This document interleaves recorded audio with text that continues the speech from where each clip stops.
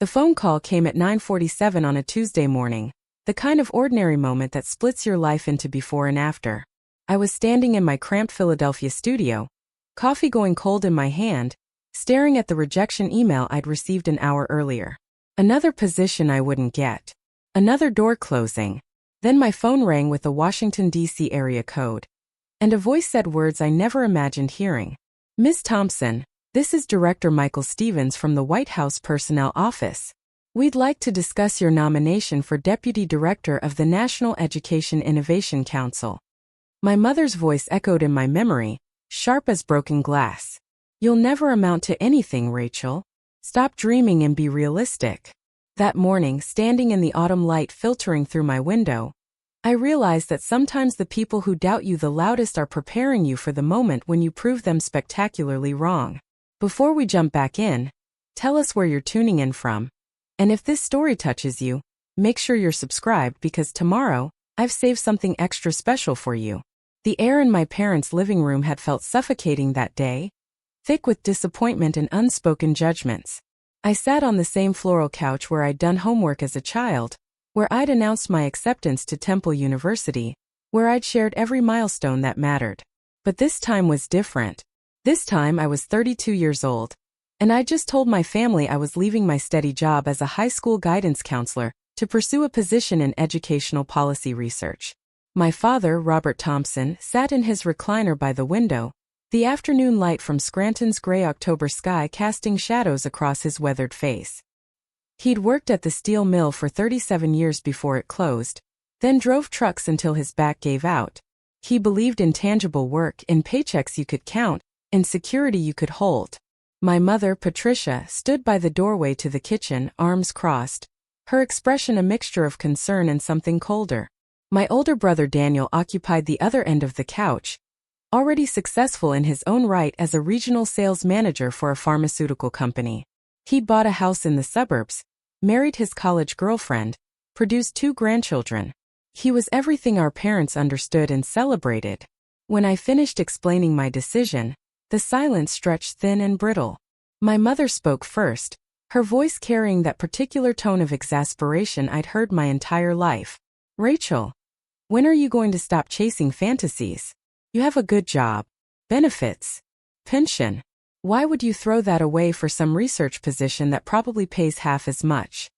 I tried to explain that it wasn't about the money, that Professor Harrison had recommended me specifically, that this was a chance to influence education policy at a state level, to actually make changes that could help thousands of students instead of just the few hundred I saw each year. My father shifted in his chair, the leather creaking under his weight. "Your mother's right.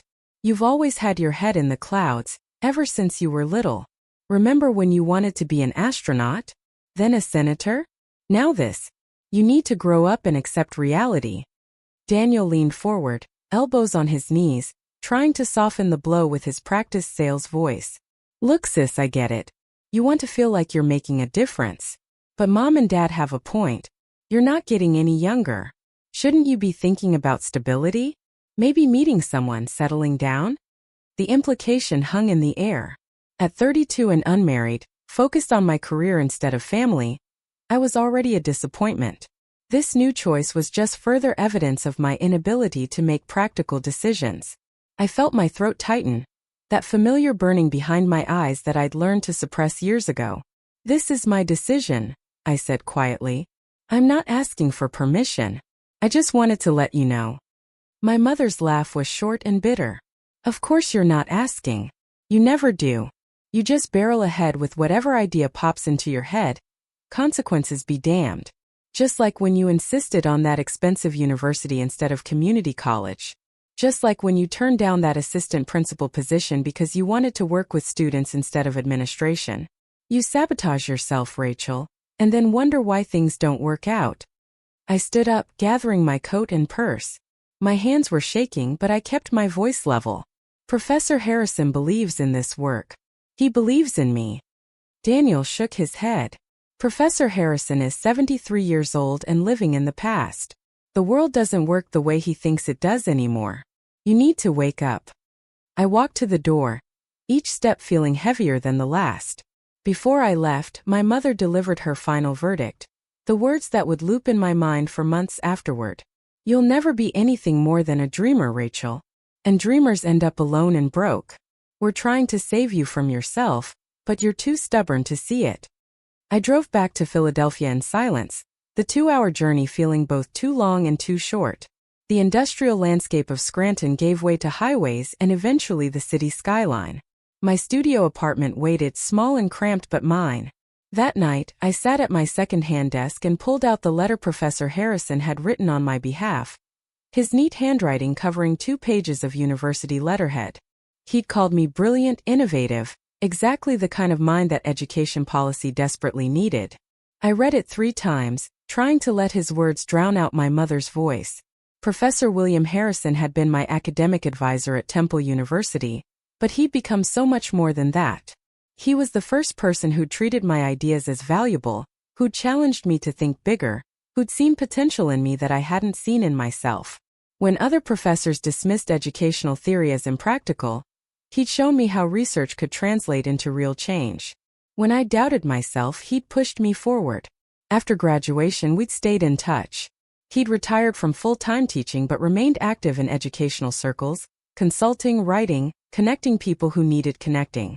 When the state policy research position opened up, he'd called me directly. Rachel, he'd said, his voice warm and certain. This is your moment. Take it. I took the position. The pay was indeed less than my guidance counselor's salary, but the work was everything Professor Harrison had promised. I analyzed data on student achievement gaps, developed recommendations for literacy programs, collaborated with educators across Pennsylvania. For the first time in my career, I felt like I was operating at the level I was meant for. My parents didn't ask about my work. When I called home, which became less and less frequent, the conversation stayed surface level. My mother would mention Daniel's latest promotion, his daughter's honor roll achievement, the new deck they were building. The subtext was always clear. Look what success actually looks like. 8 months into my research position, Professor Harrison died. A heart attack, sudden and unexpected. I got the call from his daughter while I was in a meeting, and I had to excuse myself, stumbling into the hallway as grief hit me like a physical blow. The funeral was small, held at a chapel near Temple's campus. His family was there, along with former colleagues and a scattered group of students whose lives he'd shaped. I sat in the back, crying quietly, feeling unmoored. He'd been my advocate, my mentor, the one person who'd consistently believed in my path. During the reception afterward, his daughter Ellen approached me. She was in her 40s, a lawyer in Center City, composed even in her grief. Rachel Thompson, she asked, and I nodded. Dad talked about you often. He was so proud of your work. She handed me a small key on a simple ring. This is to his office at Temple. Technically they've cleaned it out, but he kept a private file cabinet there. He told me if anything happened to him, you should have access to it. He said you'd know what to do with what you found. I took the key, confused but grateful. Thank you. He meant everything to me. Ellen smiled sadly. He knew. He told me once that you reminded him of himself at your age. Idealistic, brilliant, and surrounded by people who didn't understand either quality. That night I couldn't sleep. I kept thinking about the key, about what Professor Harrison might have left behind. At 6 in the morning, I gave up on rest and drove to Temple's campus. The building where he'd kept his office was quiet, most faculty not yet arrived. I climbed to the 3rd floor, my footsteps echoing in the stairwell. His office door still bore his nameplate. I unlocked it with shaking hands. The room had been cleared of most personal items, but the bones remained. Bookshelves empty now. A desk surface bare. A filing cabinet in the corner, industrial gray and unremarkable. I tried the key Ellen had given me. Fit perfectly. Inside the cabinet were 3 drawers. The top one contained academic papers, published articles, notes on various education theories. The second held correspondence, letters from former students, colleagues, policymakers. The 3rd drawer was locked separately, a smaller lock built into the drawer itself. I almost gave up, thinking I didn't have the right key. Preparing and narrating this story took us a lot of time, so if you are enjoying it, subscribe to our channel, it means a lot to us. Now back to the story. But then I noticed an envelope taped to the back of the 2nd drawer. Inside was another, tinier key, and a note in Professor Harrison's handwriting. Rachel, if you're reading this, I'm gone. I'm sorry I won't be there to see what comes next, but I know it will be extraordinary. The bottom drawer contains documentation of a project I've been developing for the last decade. It's called the National Education Innovation Framework, a comprehensive plan for reforming how we approach learning in America. I've shared pieces of it with various think tanks and policy groups, but the complete vision exists only in these files. I'm leaving it to you because you have the mind to understand it and the courage to fight for it. The framework belongs to you now. Build something with it. Make it real. And Rachel, when people doubt you, remember that doubt says more about their limitations than yours. I opened the third drawer with trembling hands. Inside were 3 thick binders, each meticulously organized and labeled. Policy proposals, research data, implementation strategies, letters of support from educators across the country, a complete, revolutionary blueprint for transforming American education, built on evidence-based practices and innovative thinking. I pulled out the first binder and started reading. By page 10 I was crying. By page 50 I understood what he'd given me. This wasn't just research. This was a legacy. I spent the entire day in that office, reading every page, understanding the scope of what Professor Harrison had created. The framework addressed everything from early childhood education to college readiness, from teacher training to administrative reform. It was brilliant, comprehensive, and practical. It was also something that would face massive resistance from entrenched interests. As afternoon light slanted through the office windows, I found a separate folder tucked into the back of the third binder. Inside was a letter addressed to someone named Director Catherine Walsh at the Department of Education, dated just 3 weeks before Professor Harrison's death. He'd never sent it. The letter outlined the framework and formally proposed himself as a consultant to help implement it at a federal level. But there was a handwritten note paperclipped to the draft. Too old. They need someone younger, sharper. Rachel. He'd been planning to recommend me. I sat back in his old desk chair, overwhelmed. This was bigger than anything I'd imagined. This wasn't just state-level policy research. This was a vision for national change. I carefully packed all the binders into my bag, locked the office, and drove home in a daze. That night, I spread everything across my apartment floor and read through it again, this time taking notes, understanding not just what the framework proposed but how it could actually be implemented. Over the next 3 months, I worked obsessively. I refined Professor Harrison's framework, updated research, added my own analysis. I presented portions of it at education conferences. I published articles in policy journals. I sent proposals to think tanks and advocacy groups. Slowly, carefully, I built momentum. Director Catherine Walsh, the woman Professor Harrison had planned to contact, reached out after reading one of my articles. We met for coffee in Washington, and I walked her through the framework. She listened, asked sharp questions, and at the end told me she'd be in touch. I didn't hear from her for 6 weeks. During that time, I went home to Scranton for Thanksgiving. It was a mistake. Daniel had just received another promotion. My parents couldn't stop praising him, talking about his success, his stability, his bright future. When someone finally asked about my work, I mentioned the framework, the conferences, the growing interest from policy circles. My mother's expression didn't change. "That's nice, dear. Still just research though, right? Not a real position?" I felt 12 years old again, showing them a report card full of A's and hearing that I should have gotten A+. "It's important work, Mom. I'm sure it feels that way." The conversation moved on, back to Daniel, back to safe topics. I left early, claiming I had work to finish, which was true. On the drive back to Philadelphia, my phone rang. A DC number. Director Walsh. "Rachel, I've shared your framework with several people in the department. There's real interest. How would you feel about coming down for a more formal presentation?" My heart hammered. "Of course. When?" "Next month. I'll send details." "And Rachel, this is impressive work. Really impressive." I thanked her, hands shaking so badly I had to pull over after we hung up. The presentation in Washington happened on a frozen January morning. I wore my best suit, carried Professor Harrison's original binders along with my updated materials, and walked into a conference room where 15 high-level education officials waited. I was terrified, But the moment I started talking about the framework, the fear dissolved. This was what I'd been preparing for my entire career. The presentation lasted 2 hours. They asked questions. I answered. They challenged assumptions. I defended them with data. At the end, Director Walsh thanked me, told me they'd be in touch, and I flew back to Philadelphia with no idea what would happen next. Weeks passed. I heard nothing. I started to think it had been a courtesy meeting, nothing more. Then, on a Tuesday morning in late February, my phone rang. Director Michael Stevens, White House Personnel Office. Ms. Thompson, we'd like to discuss your nomination for Deputy Director of the National Education Innovation Council. The words didn't make sense at first. I asked him to repeat them. He did patiently, then explained.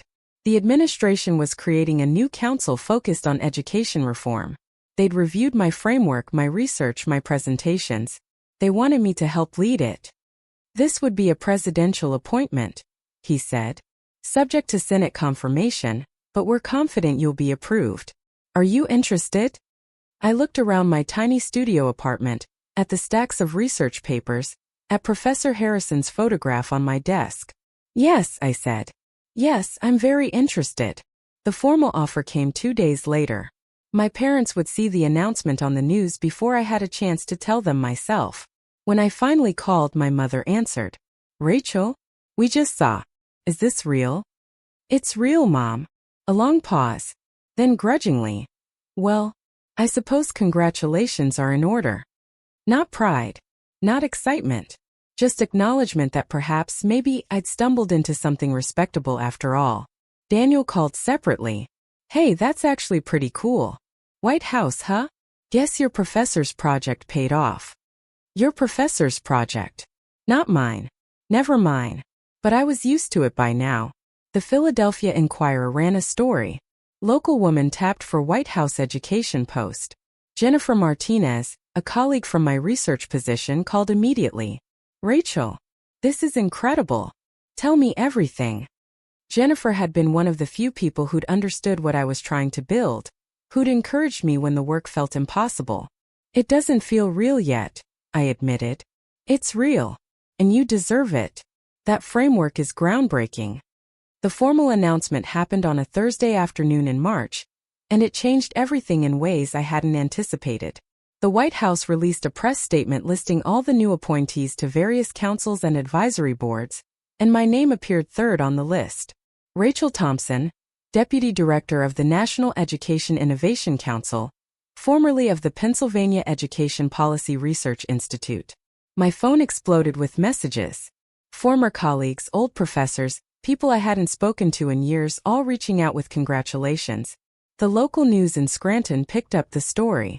A reporter called asking for a statement, wanting to know how it felt to go from a small industrial town to the White House. I gave them something generic and polite, but what I really wanted to say was that it felt like vindication, like every doubt I'd swallowed and every dismissal I'd endured had suddenly been exposed as wrong. My parents' reaction came not through a phone call but through my brother. Daniel texted me that evening asking if I was free to talk. When I called him back, his voice carried a strange mixture of congratulation and concern. Mom and Dad saw the news. They're kind of in shock. I waited, knowing there was more. They're happy for you, obviously. But Mom's worried about what this means. You know how she is. She's already thinking about all the ways it could go wrong. Of course she was. Even in a moment of achievement, my mother could find the shadow of potential failure. What did she actually say, Daniel? He hesitated. She said it's a big responsibility, that these political appointments don't always last, that you shouldn't get too comfortable because administrations change. I closed my eyes, feeling the familiar weight settle on my chest. Right. Well, thanks for letting me know. Rachel, come on. She's just being practical. You know how uncertain government work can be. She's being herself, I said quietly. And I need to go. I have a briefing document to review. After we hung up, I sat in my apartment staring at the official letter from the White House Personnel Office. It outlined my responsibilities, my start date in May, the security clearance process I'd need to undergo. Everything was real, documented, official. But my mother's voice still managed to seep in, planting seeds of doubt where there should have been only celebration. Jennifer came over that night with a bottle of wine and Thai food.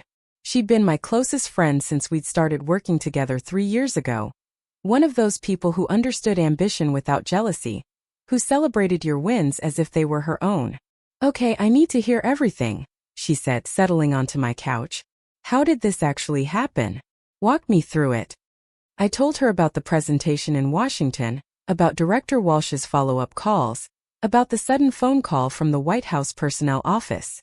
They said they'd been tracking my work for months. Apparently, the framework got passed around to more people than I realized. When they decided to create this council, my name kept coming up. Jennifer raised her glass. "Because you're brilliant and you've been doing groundbreaking work. This isn't luck, Rachel. This is earned." "My mom doesn't see it that way." "Your mom wouldn't see it that way if you got appointed to the Supreme Court.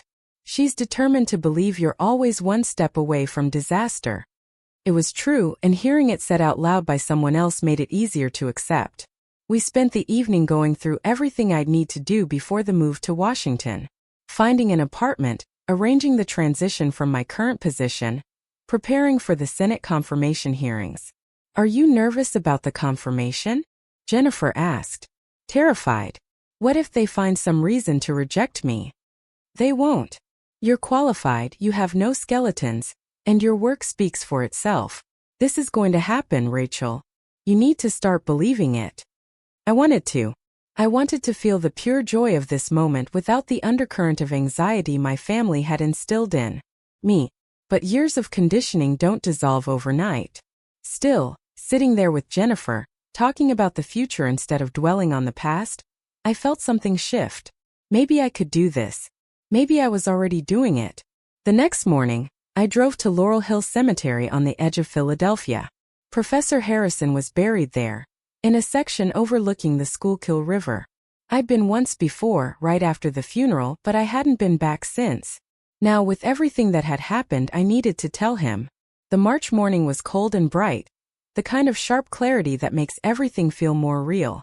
I found his grave easily, a simple granite marker with his name and dates and a single line beneath. "He taught others to think." I knelt in the grass, not caring that it was damp, and placed my hand on the stone.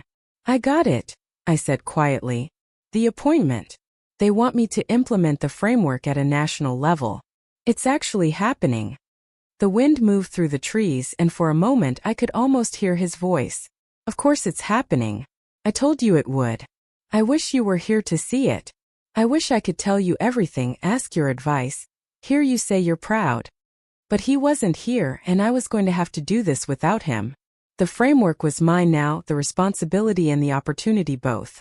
I stayed there for a long time, talking to him the way I used to in his office, working through my thoughts out loud. When I finally left, I felt steadier, more certain. Whatever happened next, I was ready for it. The Senate confirmation process began in April. I had to fill out endless paperwork, detailing every aspect of my life, my finances, my work history, my publications. An FBI agent came to my apartment to conduct a background check interview, asking questions about foreign contacts, financial obligations, any potential conflicts of interest. It was invasive and exhausting, but I understood the necessity. This was the price of public service at this level. My hearing was scheduled for late April, and I spent weeks preparing with a team from the White House counsel's office. They drilled me on potential questions, on how to handle hostile senators, on staying calm under pressure. "You're going to be fine," the lead counsel told me. "Your record is spotless, your qualifications are strong, and education reform has bipartisan support. This should be straightforward." Should be. Those words did little to calm my nerves. The night before the hearing, I couldn't sleep. I kept rehearsing answers, imagining worst-case scenarios, worrying about every possible thing that could go wrong. At 3 a.m, I finally gave up and made coffee, sitting at my desk reviewing my notes one more time. My phone buzzed. A text from Jennifer. "You're going to kill it tomorrow. Get some sleep. You've got this." I smiled despite my anxiety. Having someone in your corner, someone who believed in you unconditionally, made all the difference. I managed a few hours of sleep and woke to my alarm at 6. The hearing was at 10, which gave me time to shower, dress in my most professional suit, and review my opening statement one final time. I'd written it myself, refusing the White House team's offer to draft it for me. This needed to be in my own words. Jennifer met me for breakfast at a diner near Union Station. She'd taken the train down from Philadelphia just to be there. "You didn't have to come all this way," I said, though I was grateful she had. "Are you kidding? I'm not missing this. Besides, someone needs to be here to celebrate with you afterward." We ate eggs and toast, and she kept the conversation light, distracting me from my nerves. When it was time to go, she hugged me tight. "Remember who you are. Remember what you've accomplished. They should be honored to confirm you." I walked into the Senate office building feeling like I was moving through a dream. The hearing room was smaller than I'd expected, arranged with the senators' seats elevated at the front and a single table facing them where I would sit. A few people were already there, mostly staff and a handful of observers. No family. I hadn't told my parents the exact date, a small act of self-protection. If this went badly, I didn't want them to witness it. The hearing began promptly at 10. Senator Patricia Caldwell, the committee chair, called the room to order and introduced me. She gave a brief overview of my qualifications and the position I was nominated for, then invited me to make my opening statement. I took a breath and began. "Thank you, Madam Chair, members of the committee. I'm honored to appear before you today. Education has been my life's work, not because I come from a family of educators or because I had some grand plan from childhood, but because I experienced firsthand the power of a teacher who believes in a student's potential even when that student doesn't believe in themselves." I talked about Professor Harrison, about how his mentorship had shaped my understanding of what education could be. I talked about the framework, about the research behind it, about why reform was so desperately needed. I talked about my vision for the council and what I hoped to accomplish. When I finished, Senator Caldwell thanked me and opened the floor for questions. The first few were softballs, friendly inquiries about specific aspects of the framework, about my research methodology, about how I plan to work with state education departments. I answered clearly and confidently, falling into the rhythm of it. Then Senator Marcus Webb, a Republican from Texas known for his skepticism of federal education initiatives, leaned forward. "Ms. Thompson, I've reviewed your framework, and while I appreciate the research, I'm concerned about the cost. Your proposals would require significant federal investment. In a time of budget constraints, how do you justify asking taxpayers to fund what amounts to an experimental approach?" I'd prepared for this. "Senator, I appreciate your concern about costs, and you're right that implementing these reforms would require investment. However, the research shows that every dollar spent on early intervention and evidence-based educational practices saves approximately $7 in long-term social costs. We're not talking about experimental approaches. We're talking about scaling proven methods that are already working in pockets across the country. The question isn't whether we can afford to do this. It's whether we can afford not to." He nodded slowly. "That's a nice answer, Ms. Thompson. But nice answers don't balance budgets. Can you give me specific numbers? What would year one implementation actually cost?" I pulled out my prepared materials. For Phase 1 implementation, focusing on early literacy programs in underperforming districts, we're looking at approximately $300 million. That's less than 0.01% of the federal education budget. The projected outcome based on pilot programs is a 15% improvement in third-grade reading proficiency within 3 years, which correlates directly with high school graduation rates and lifetime earning potential. Senator Webb wrote something down. "And if it doesn't work? If we spend that money and don't see results? Then we adjust." That's why the framework includes built-in assessment metrics and flexibility. This isn't a one-size-fits-all mandate. It's a structure for evidence-based decision-making at every level. The questioning continued for another hour. Some senators were supportive, asking about implementation timelines and how they could help. Others were more challenging, probing for weaknesses or expressing concern about federal overreach. Through it all, I stayed calm, answered honestly, and refused to be rattled. When Senator Caldwell finally called for a vote, my heart was pounding so hard I thought everyone could hear it. The vote was 14-3 in favor of confirmation. I'd passed. Senator Caldwell smiled. "Congratulations, Ms. Thompson. Welcome to public service. I thanked them, gathered my materials, and walked out of the hearing room in a daze. Jennifer was waiting in the hallway, and when she saw my face, she knew. "You got it." "I got it." She hugged me, and for the first time since this whole process began, I let myself fully feel the magnitude of what had just happened. I was going to work in the White House. I was going to implement the framework. I was going to do work that mattered on a scale I'd only dreamed about. We went to lunch to celebrate, finding a quiet restaurant where we could decompress. "How do you feel?" Jennifer asked. "Honestly, I feel like I'm waiting for someone to tell me there's been a mistake. Like this is all going to evaporate. That's the imposter syndrome talking. You earned this, Rachel. Every bit of it." I knew she was right intellectually, but emotionally I still carried the weight of every dismissal, every doubt, every time I'd been told I was reaching too high.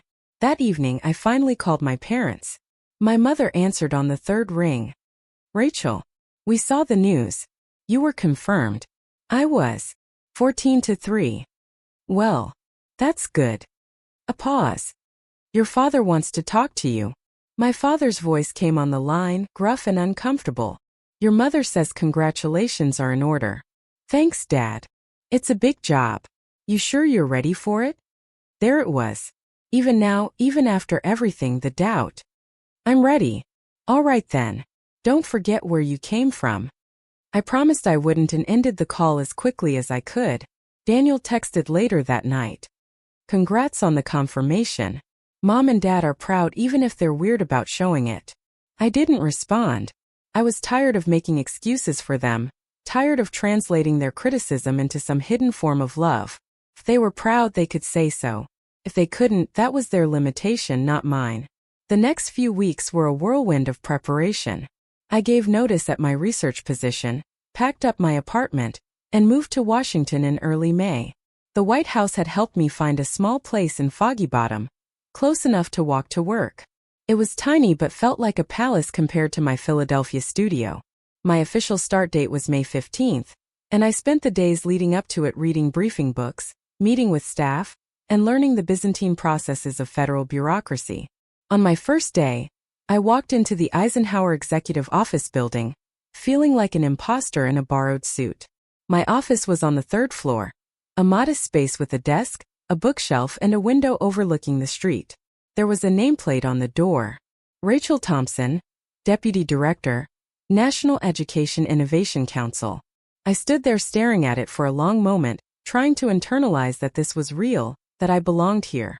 My assistant, a efficient woman named Claire who'd worked in the education department for 15 years, appeared with a stack of folders. "Welcome, Ms. Thompson. These are the priority items for your first week. Director Walsh wants to meet with you at 2 this afternoon, and you have a staff meeting tomorrow morning at 9. I took the folders, feeling the weight of them literally and figuratively. "Thank you, Claire. I appreciate your help getting oriented." She smiled. "We're glad to have you. The team has been excited about the framework since they first saw it. There's real momentum for change here." Momentum for change. That's what Professor Harrison had always talked about, the accumulation of small shifts that eventually became transformation.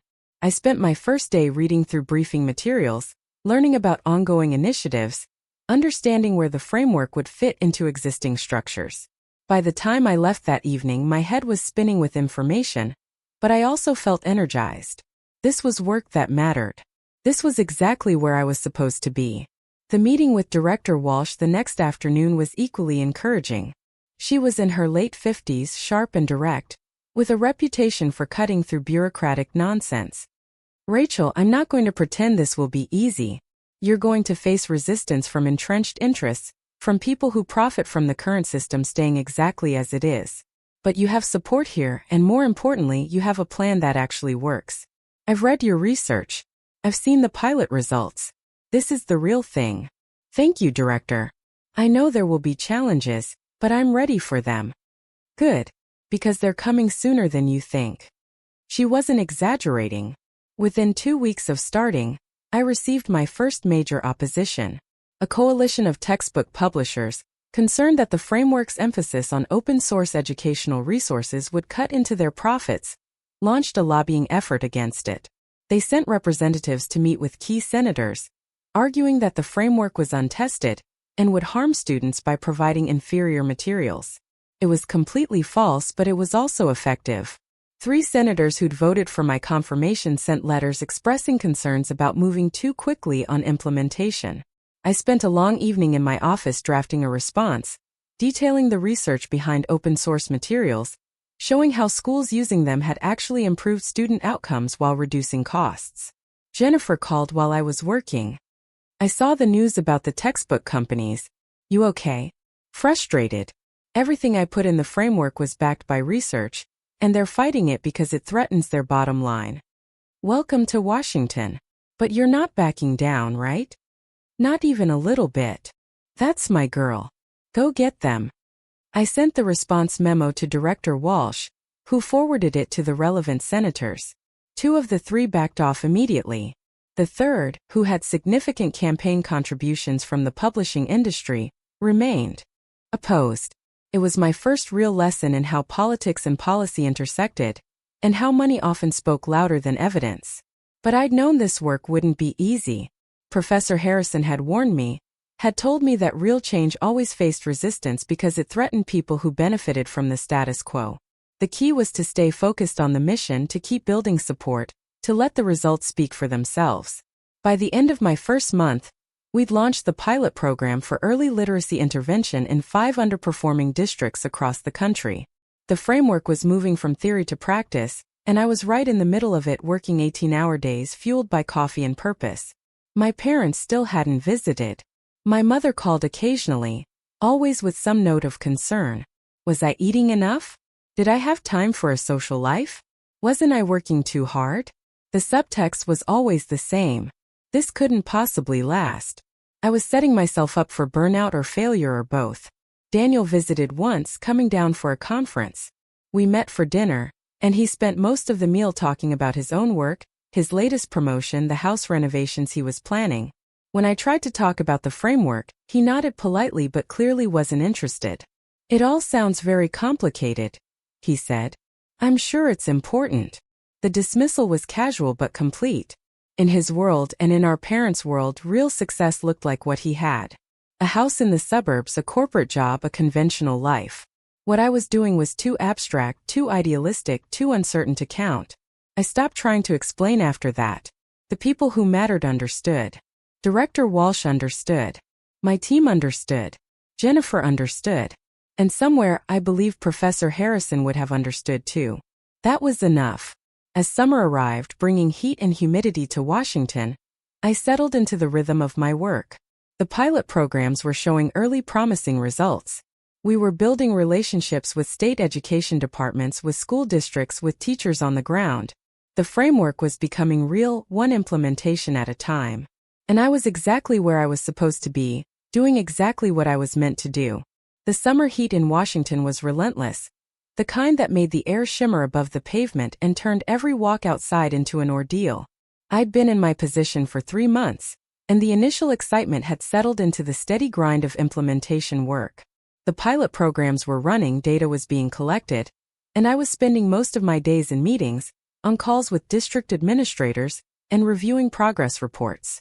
It was exhausting but fulfilling, the kind of tired that came from meaningful work rather than empty busy work. Then the first round of data came back and everything shifted. The early literacy intervention program we'd launched in 5 districts wasn't showing the improvements we'd projected. 2 districts showed modest gains, barely above statistical noise. 2 showed no change at all. And 1, a district in rural Ohio, actually showed a slight decline in reading proficiency scores. I sat in my office staring at the numbers, feeling my stomach drop. This couldn't be right. The research was solid. The pilot programs we based this on had worked. What had gone wrong? Claire knocked on my door frame, her expression sympathetic. Director Walsh wants to see you at 3. She's seen the preliminary data. Of course she had. Everyone had probably seen it by now. I gathered the reports and walked down the hall to her office, each step feeling heavier than the last. Director Walsh was on a call when I arrived, but she waved me in and pointed to a chair. I sat, clutching the folder, trying to organize my thoughts into something coherent. She ended her call and turned to me, her expression unreadable. Walk me through what you think happened, she said, not unkindly. I took a breath and opened the folder. I've been reviewing the implementation reports from each district. The two that showed modest gains followed the framework closely, provided the recommended training for teachers, and maintained consistent communication with our team. The two that showed no change had implementation problems. One didn't complete the full teacher training program.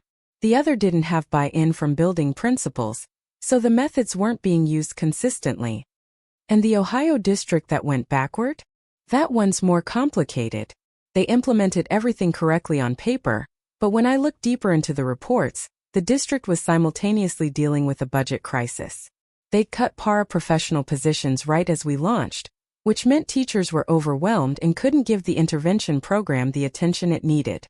The decline probably has more to do with those cuts than with our methods. Director Walsh nodded slowly. That's good analysis. But you know what the opponents are going to say.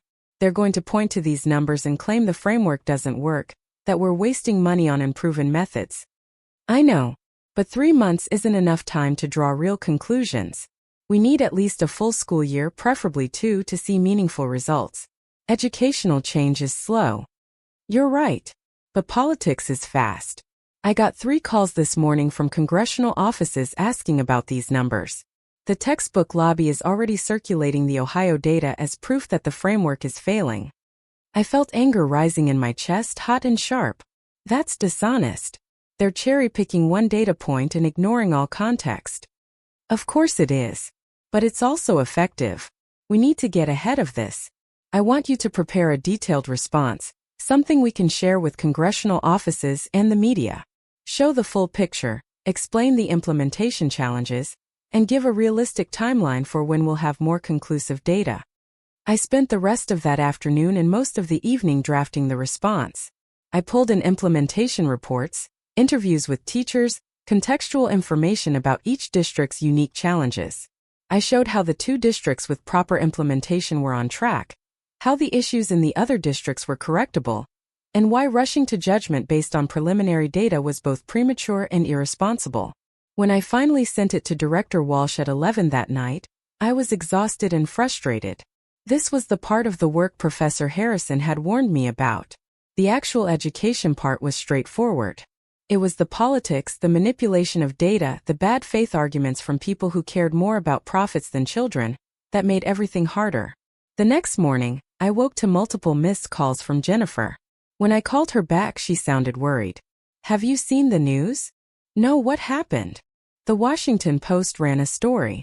Quote, White House Education Initiative shows early struggles. They focused almost entirely on the Ohio numbers. I pulled up the article on my phone, my heart sinking as I read. The headline was bad enough, but the content was worse. They'd quoted an unnamed source saying the framework was overly ambitious and poorly planned. They'd included a statement from the Textbook Publishers Coalition expressing concern about rushing untested methods into classrooms. And buried in the 7th paragraph, almost as an afterthought, was a single sentence mentioning that implementation challenges might have played a role. This is a hit piece, I said. Someone fed them the Ohio data and a narrative, and they ran with it without doing real reporting. Can you push back? Issue a statement? Director Walsh and I prepared a response yesterday. I'll make sure it gets to the Post and every other outlet covering this. But damage control felt different from actual control. The narrative was out there now, and narratives had momentum. I spent the day doing interviews, talking to education reporters, trying to provide context and nuance. Some listened. Others had already decided on their angle and weren't interested in complicating it with facts. By the end of the week, the story had spread. Conservative outlets picked it up as evidence of government overreach and wasted spending. Liberal outlets were more sympathetic but still questioning whether the framework had been rolled out too quickly.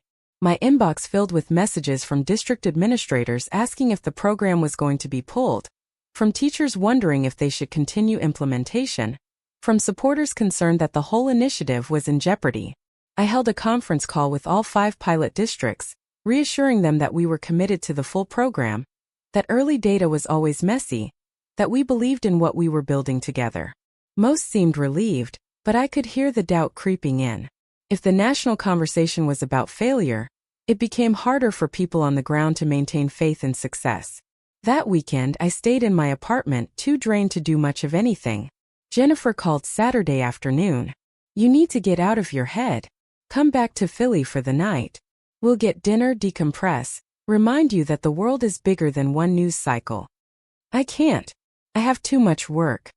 "Rachel, you're running on empty. One night away isn't going to derail anything. It might actually help you think more clearly." She was probably right. I took the train up Saturday evening, and we went to our favorite Thai place, the one we'd celebrated at after my appointment was announced. It felt like a lifetime ago instead of just 4 months. "Okay, real talk," Jennifer said over pad thai. "How bad is this actually?" "Bad enough to make the work harder. Not bad enough to kill it entirely. If we can make it through this school year and show real results, we'll be fine. But if we have another setback, or if the opposition manages to cut funding, it could all fall apart." "What do you need?" "Time. And for people to stop treating 3 months of data like it's the final word on a decade-long reform effort. That's the problem with doing innovative work. Everyone wants instant results. They want you to revolutionize education by Tuesday." I smiled despite my exhaustion.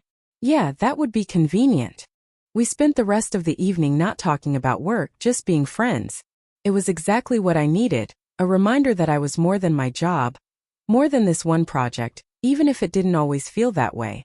On the train back to Washington Sunday afternoon, I felt steadier, more capable of facing whatever came next.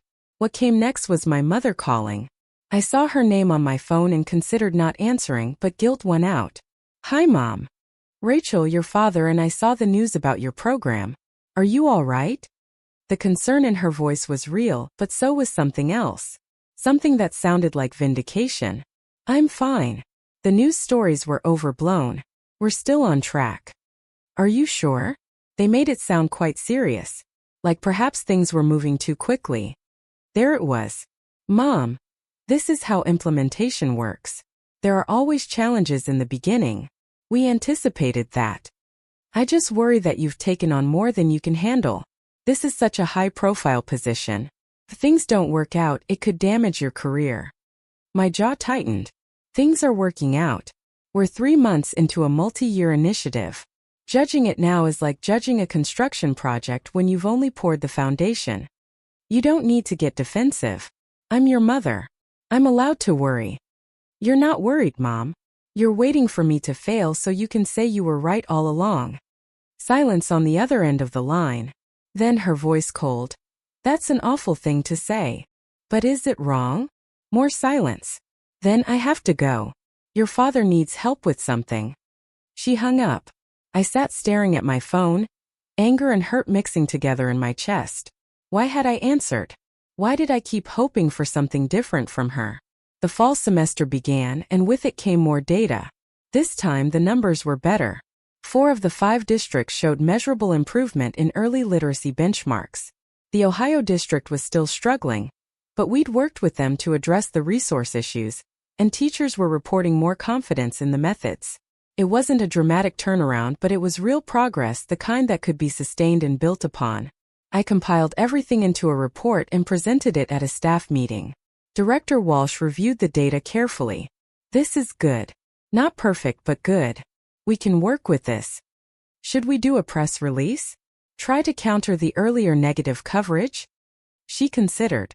Not yet. Let's wait until we have end-of-semester data. That'll be more substantial. For now, let's focus on supporting the districts and making sure implementation stays strong. It was the right strategic decision, but it meant living with the negative narrative a while longer. The textbook lobby continued their campaign, placing up EDS in major papers arguing that the framework was a failed experiment. Conservative think tanks released reports questioning the cost-effectiveness. My name appeared in articles, usually attached to phrases like embattled deputy director or controversial initiative. I tried not to read the comments sections, but sometimes I couldn't help myself. The internet had opinions about me, about my qualifications, about whether I was naive or incompetent or both. It was brutal and personal in a way I hadn't experienced before. One particularly vicious editorial appeared in a conservative outlet, written by someone named Marcus Webb. It took me a moment to place the name, Then I remembered. Senator Webb, who'd questioned me during my confirmation hearing. Apparently, he'd decided I was a useful target.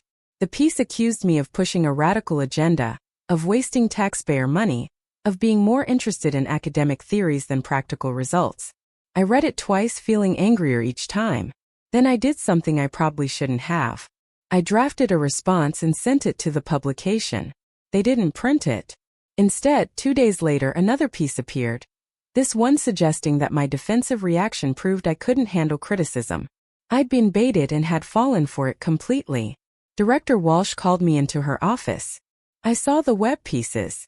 I shouldn't have responded. I know that now. No, you shouldn't have. But I understand why you did. This work is personal for you. When someone attacks it, it feels like they're attacking you. It is me. The framework, this initiative, it's everything I've worked toward for years. I know. But you need to develop thicker skin. This is only going to get worse as we get closer to real implementation. The people who benefit from the current system aren't going to give up without a fight, and they're very good at making it personal. She was right and I knew it. But knowing something intellectually and being able to execute it emotionally were two different things. October brought cooler weather and a shift in focus.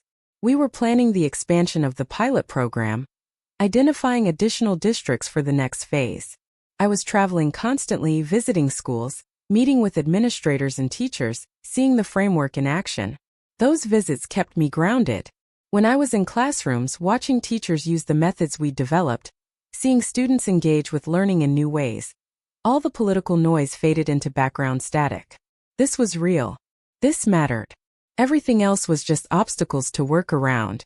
In a second-grade classroom in Maryland, I watched a teacher use one of our literacy interventions with a struggling reader. The child, a girl with bright pink glasses and a shy smile, slowly worked her way through a passage, using the decoding strategies we'd taught. When she finished, successfully reading something that had been impossible for her a month earlier, her face lit up with pride and surprise. The teacher caught my eye and smiled. This was why we did the work. But back in Washington, the obstacles kept multiplying. Budget negotiations were starting for the next fiscal year, and several senators were proposing cuts to education initiatives, specifically targeting new programs that hadn't yet proven their worth. Our program was explicitly mentioned. I spent days on Capitol Hill, meeting with staffers, making the case for continued funding, showing our data, explaining why cutting support now would waste all the investment we'd already made. Some listened. Others had already made up their minds. The hearing with the Appropriations Subcommittee was scheduled for early November. I prepared testimony, refined our data presentation, and tried to anticipate every possible question or attack. The night before, I couldn't sleep. I kept thinking about that second grader in Maryland, about all the students like her who would benefit if we could just get people to look past politics and see the actual impact. The hearing room was packed, mostly with lobbyists and advocacy groups on both sides of the issue. I sat at the witness table, my written testimony in front of me, and waited for the senators to arrive. When they filed in, Senator Webb was among them. Of course he was. He'd made opposition to the framework part of his brand. The chair, Senator Linda Morrison from Oregon, called the hearing to order and invited me to present my opening statement. I spoke for 10 minutes, outlining our progress, acknowledging the challenges, and making the case for why continued funding was essential. When I finished, Senator Morrison thanked me and opened the floor for questions. The first few were supportive, from senators who represented states where our pilot programs were showing success. They asked about expansion plans, about how their states could participate, about what additional resources we needed.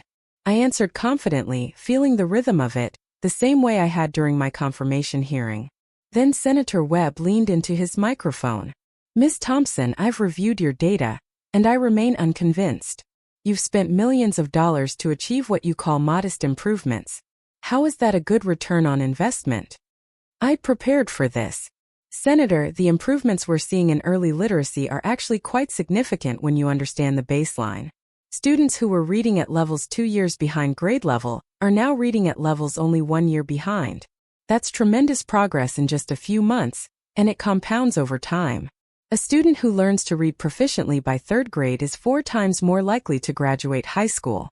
We're not just improving test scores. We're changing life trajectories. That's a nice story, but stories don't justify budgets. Can you give me hard numbers on costs per student improvement? I pulled out my detailed breakdown. The cost per student in the pilot districts is approximately $1,200 annually. The projected lifetime earnings increase for a student who graduates high school versus one who drops out is approximately $400,000. Even if we only prevent a fraction of students from dropping out, the return on investment is substantial. Projected earnings. Estimates. Might prevent.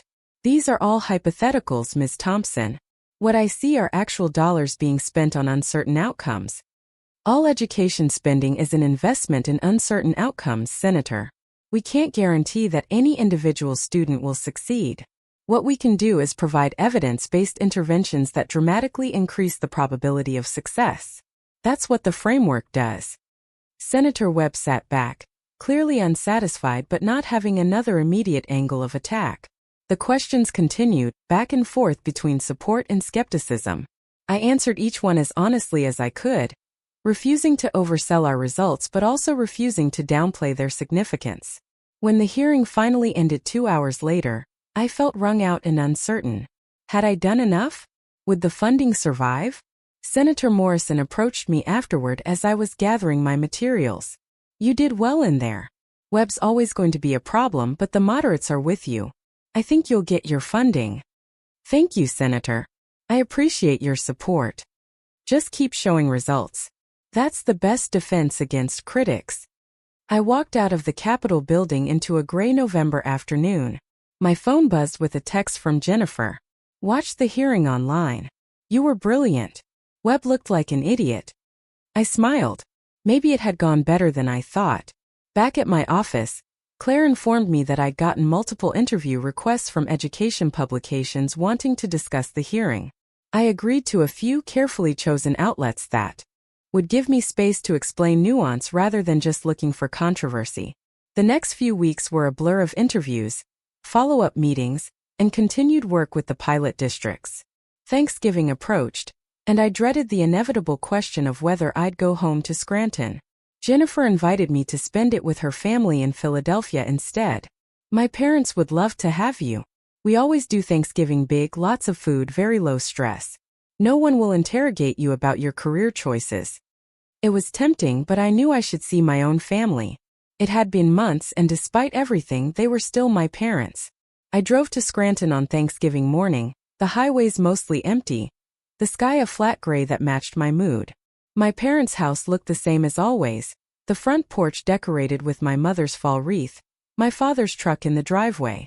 Daniel's car was there too, along with his wife Amanda's SUV. The whole family gathered. I parked on the street and sat for a moment, gathering my courage. Inside, the house smelled like turkey and pie. My mother was in the kitchen, my father in his recliner watching football. Daniel and Amanda were on the couch with their kids, who were playing a video game on tablets. Rachel. Amanda stood to hug me. It's so good to see you. The kids were asking about their aunt who works at the White House. I hugged her back, grateful for her warmth. Amanda had always been kind to me, more accepting than my own family. Hi everyone. Sorry I'm late. My mother emerged from the kitchen, wiping her hands on a towel. You're not late. Dinner's not for another hour. Come help me with the vegetables. I followed her into the kitchen, knowing this was when the real conversation would happen. She handed me a peeler and a bag of potatoes without preamble. We worked in silence for a few minutes, the only sound the scrape of peelers and the distant television. Then, inevitably, she spoke. So, how is the job really going? It's going well. We're making progress.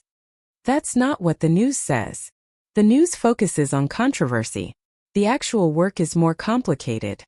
Your father and I worry, Rachel. This seems like so much stress for you. You look thin. I set down the peeler, forcing myself to stay calm. Mom, I'm fine. I'm doing work I care about. Yes, it's stressful, but it's also meaningful. But for how long? These political appointments don't last. What happens when the administration changes? Will you be out of work? Then I'll find other work. I have experience now, connections, a track record. I'll be fine. She shook her head. You're so confident. You've always been so confident. Even when you're wrong. The words stung precisely because she said them so casually, as if it was obvious fact rather than cutting criticism. What am I wrong about, Mom? This whole path. You could have stayed in Philadelphia, kept your stable job, built a normal life. Instead, you're chasing this big career in Washington, and for what? To prove something? To make a difference. Everyone thinks they're going to make a difference. Most people just end up disappointed. I wanted to argue, to defend myself, to make her understand. But standing in that kitchen, peeling potatoes while my mother casually dismantled my life choices, I realized something fundamental. She was never going to understand. She was never going to celebrate my achievements or believe in my path. And spending energy trying to convince her was only draining me of the strength I needed for the actual work. I picked up the peeler again and finished the potatoes in silence. Dinner was the uncomfortable affair I'd expected. Daniel dominated the conversation, talking about his latest sales numbers, the vacation he and Amanda were planning to Aruba, the new car he was considering. My parents hung on every word, asking questions, offering advice, beaming with pride at his conventional success. When someone finally asked about my work, I gave the shortest possible summary. The framework was being implemented, we were seeing positive results, expansion was planned for next year. My father grunted something non-committal. My mother said it sounded complicated. Daniel, trying to be supportive in his own way, said he'd read one of the articles about the funding debate and thought I'd handled the criticism well. It was the kindest thing anyone said all evening, and it came from a place of genuine care, even if he didn't really understand what I was doing. After dinner, I helped clean up, and then made an excuse about needing to get back to Washington early the next morning. My mother walked me to the door, and for a moment, I thought she might say something warm, something that acknowledged the difficulty of what I was attempting. Instead, she adjusted my coat collar and said, "Drive safely. And Rachel, don't forget that it's okay to admit when something isn't working. There's no shame in coming home." I drove back to my apartment that night fighting tears. Coming home. As if Washington wasn't home. As if the work I was doing, the life I was building, was just a temporary detour before I accepted defeat and returned to their vision of what my life should be. I called Jennifer from the road. "How was it?" she asked. "Exactly as bad as I expected. My mom basically told me I'm wasting my time and should quit before I fail." "Your mom is wrong. You know that, right?" "I know it intellectually. But it's hard when the people who are supposed to believe in you fundamentally don't. Then stop looking to them for validation. You have plenty of people who believe in you. People whose opinions actually matter because they understand what you're doing." She was right, but family wounds run deep. It wasn't about logic. It was about the little girl inside me who still wanted her parents to be proud, who still hoped that maybe this time this achievement would finally be enough. December brought the end of semester data, and it was even better than I'd hoped. All 5 pilot districts showed significant improvement in early literacy metrics. The Ohio district, which had struggled initially, posted the second highest gains after we'd helped them address their resource issues. Students were reading better, teachers reported higher confidence in their instructional methods, and principals were asking to expand the program to more grade levels. I compiled everything into a comprehensive report and presented it to Director Walsh. She read through it carefully, a smile growing on her face. "This is excellent work, Rachel. Really excellent. This is the kind of data that silences critics. Should we release it publicly?" "Absolutely. Let's schedule a press conference. Get ahead of the narrative this time instead of playing defense." The press conference happened 2 days before Christmas, held in the briefing room at the Department of Education. I stood at the podium with Director Walsh beside me, a slide presentation showing our results displayed on screens behind us. The room was full of reporters, education advocates, and even a few skeptical faces I recognized from the textbook lobby. Director Walsh introduced me and gave a brief overview of the framework, then turned the floor over to me. I walked through the data methodically, showing the baseline scores from August, the mid-semester check-ins, and the end-of-semester results. The improvements were clear and consistent. Students who'd been struggling were now reading at or near grade level. Achievement gaps were narrowing. Teachers reported that the methods were sustainable and didn't require extraordinary effort, Once they'd learned the techniques, I showed video clips of classroom implementation, brief snippets of teachers and students engaged in the literacy work. Then I opened the floor for questions. The first came from an education reporter I'd worked with before, someone who'd been fair in her coverage. "Ms. Thompson, these results are impressive. What do you say to critics who claimed the framework was failing after the preliminary data?" I'd say that educational change takes time, and judging any program after 3 months is premature.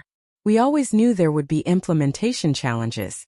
What matters is that we addressed those challenges and stayed committed to evidence-based practices. These results show that when the framework is implemented with fidelity and adequate support, it works. Another reporter raised his hand.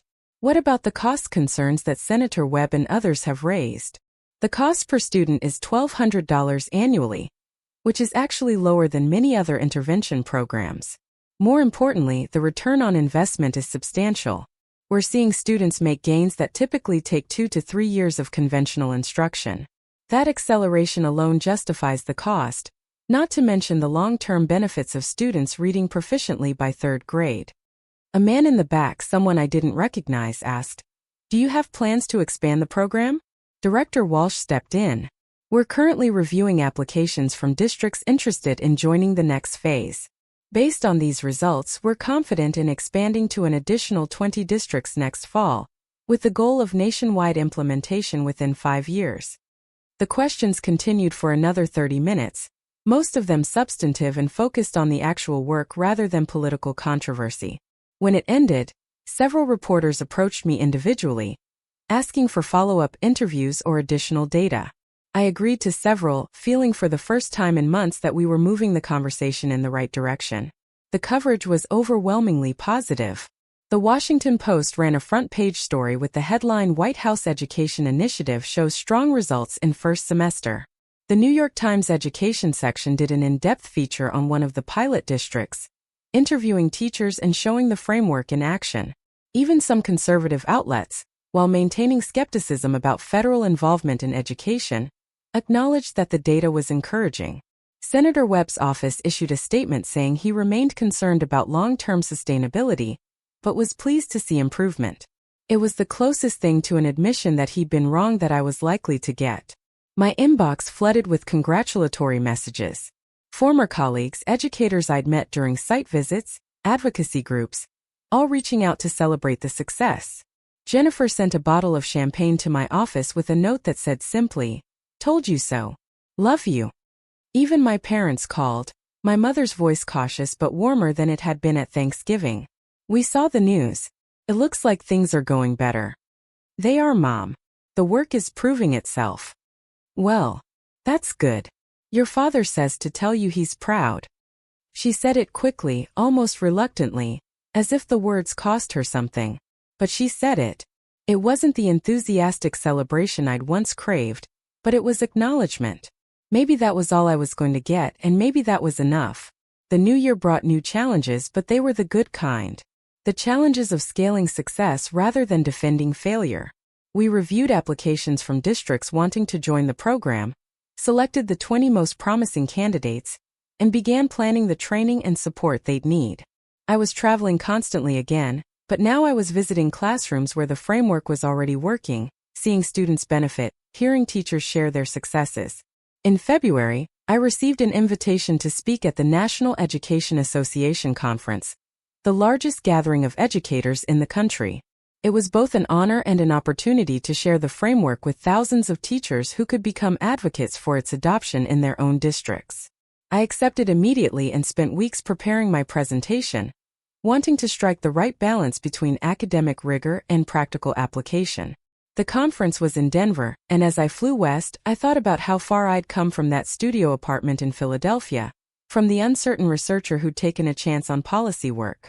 The keynote address was scheduled for the main ballroom, capacity 3,000 people. I'd never spoken to a crowd that large. Standing backstage, hearing the hum of conversation from the assembled educators, I felt my nerves kick in. Then I thought about Professor Harrison, about his steady belief that I could do this work. I thought about that second grader in Maryland with her pink glasses, successfully reading a passage that had once been impossible. I thought about every student who would benefit if we could just get teachers on board, if we could cut through bureaucracy and politics and actually implement what we knew worked. The introduction ended, and I walked onto the stage to sustained applause. 3,000 educators, people who dedicated their lives to teaching, welcoming me and the work I represented. I stood at the podium and began.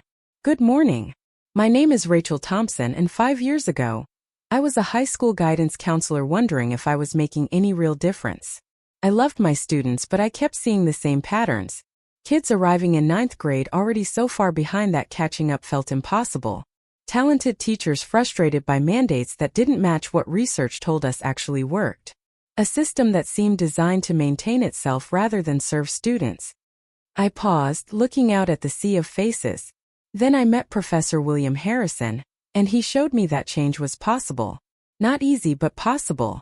He'd spent decades researching evidence-based educational practices, collecting data on what actually helps students learn.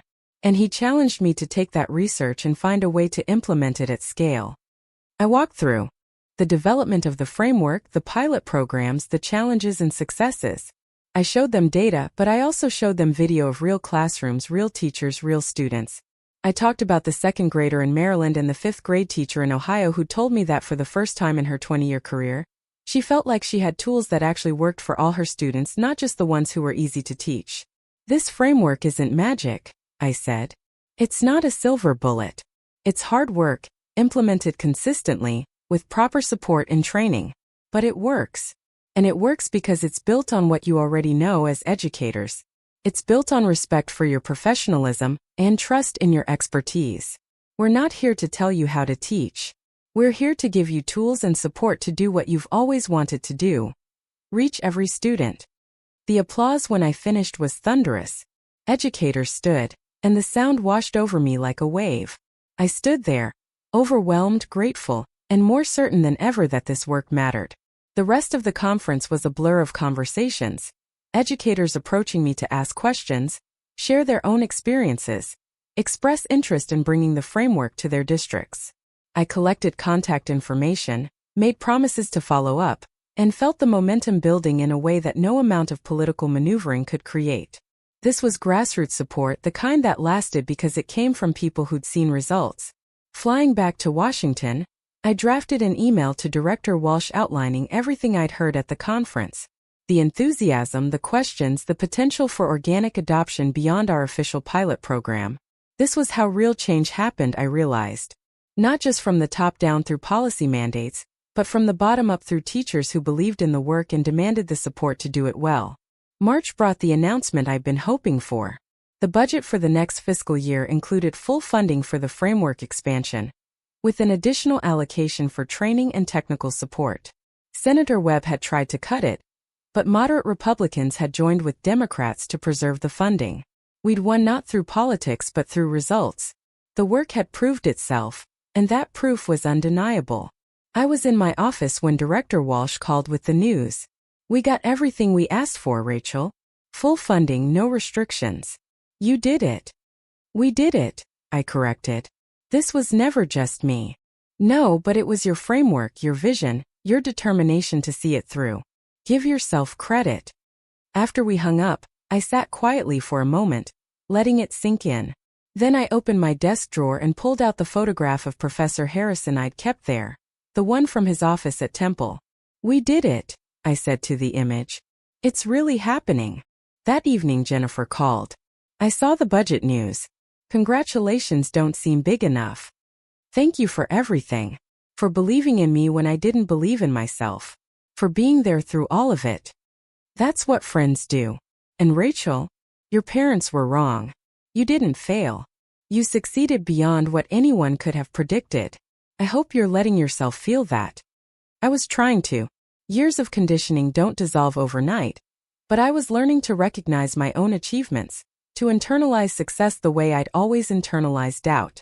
The framework was going to reach hundreds of thousands of students. I'd helped create something that would outlast my time in this position, that would continue helping kids long after I moved on to whatever came next. That weekend, I drove to Laurel Hill Cemetery. I hadn't been since my first month in Washington, and I felt the need to tell Professor Harrison about everything that had happened. The spring morning was cool and bright, the cemetery peaceful. I found his grave and sat down on the grass beside it, not caring about the dampness. We got full funding, I told him. The framework is expanding to 20 districts next year, with plans for nationwide implementation. Educators are asking for it not because we're mandating it but because they've seen it work. It's everything you hoped for. The wind moved through the trees, carrying the scent of new growth. I wish you were here to see it. I wish I could tell you in person, hear you say you're proud. But I think you knew this would happen. You left me the framework because you knew I'd fight for it, that I wouldn't give up even when it got hard. Thank you for that. Thank you for believing in me before I believed in myself. I stayed there for a long time, just sitting in the quiet, feeling connected to something larger than myself. The work wasn't about me, wasn't about proving my parents wrong or achieving some personal vindication. It was about students, about giving them the education they deserved, about honoring the legacy of a teacher who'd spent his life trying to make the system better. When I finally stood to leave, I felt lighter than I had in months. The path forward was clear. Keep implementing, keep refining, keep fighting for every student who'd been told they couldn't learn, who'd been failed by a system that didn't believe in them. 2 years after that budget victory, I stood in the Rose Garden at the White House, surrounded by educators, policymakers, and students whose lives had been changed by the framework. The president was about to sign an executive order making the National Education Innovation Framework the standard for federal education funding, requiring districts that received federal money to implement evidence-based practices aligned with our research. It was a culmination of everything we'd worked toward. A moment of triumph that felt both surreal and inevitable. The president spoke about the importance of education, about investing in our children's futures, about the courage it took to challenge entrenched systems. Then he called me forward. Rachel Thompson started this work as a researcher with a vision and the determination to make it real. Against skepticism, against political opposition, against people who said it couldn't be done, she proved that evidence-based education reform works. Rachel, would you like to say a few words? I hadn't prepared a speech, hadn't expected to be called on. But I stepped to the microphone, looking out at the gathered crowd, and spoke from the heart. Thank you, Mr. President. This moment belongs to so many people. To Professor William Harrison, who built the foundation. To the teachers who trusted the methods and implemented them with dedication. To the students who showed us what's possible when we give them the tools they need. And to everyone who believed that education could be better, should be better, and refused to accept that our children deserved anything less than our best effort. I paused, my voice catching slightly. 5 years ago, I was told I'd never amount to anything. That I was chasing fantasies, that I should be realistic, that my dreams were too big and too impractical.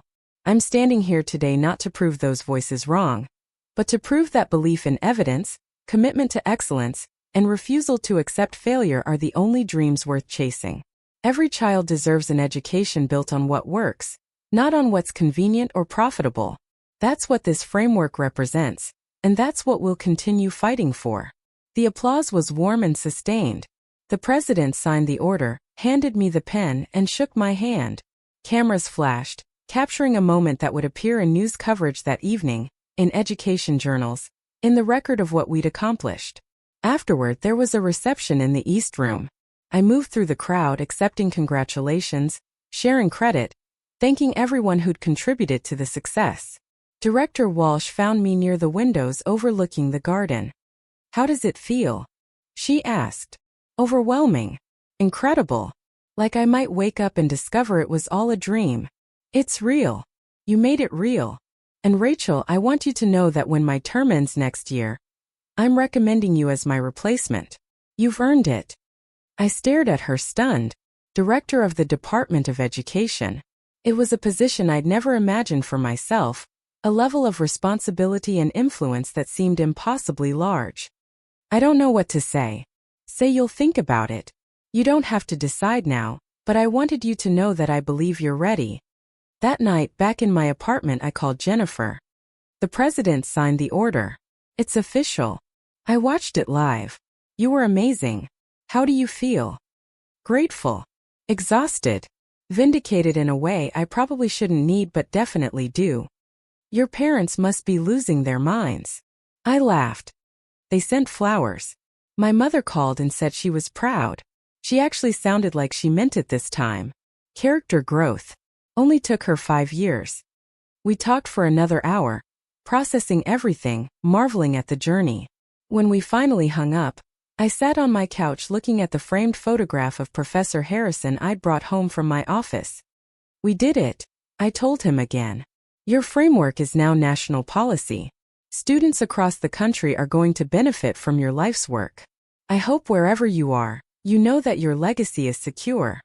The next morning I woke to dozens of messages. News coverage, interview requests, congratulations from colleagues and former students. But the message that mattered most was from a teacher in Ohio, from the district that had struggled initially but had turned around so dramatically. She'd attached a photo of her classroom, students engaged in a literacy activity, their faces focused and confident. The message read, "Thank you for not giving up on us. These kids are reading, learning, believing in themselves. You changed their lives. You changed mine too." I saved that message, printed the photo, and added it to the wall in my office alongside the other reminders of why this work mattered. Because it wasn't about the White House or the national recognition or proving skeptics wrong. It was about that classroom in Ohio, about students who now had a chance they wouldn't have had otherwise, about teachers who finally had the tools they needed.